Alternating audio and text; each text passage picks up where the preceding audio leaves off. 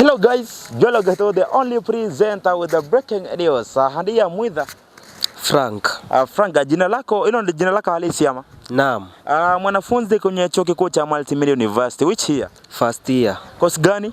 Applied Communication. So Frank, umesema kwamba wewe ni kijana mdogo mwenye nini? Kijana mdogo mwenye pesa mingi.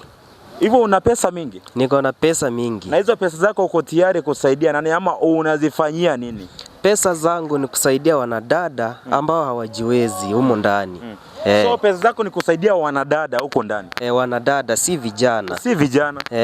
Kwa hivyo hizo pesa zako umesema kwamba mwanadada yote akikuja na shida yote unamsaidia? Nitamsaidia akiwa na shida ukweli. Kani kuulize saizi pesa yako iko na ngapi? Karibu 40,000. Na kwa mfuko cash? Kwa mfuko niko na 5 bob. Na euro worth how much? 500,000. 500,000. Na nikuulize kofia umevalia ni ngapi? Hii ni 1,500. Na mask? 50 bob. Na 200. Na we come this one? 2,000. Simu yenyewe ni ya pesa ngapi? 30,000. Na hivyo umesema vijana uwezi wasaidia nao hata kidogo? Siwezi wasaidia, kuna mijengo huko Rongai wanaenda huko wafanye kazi.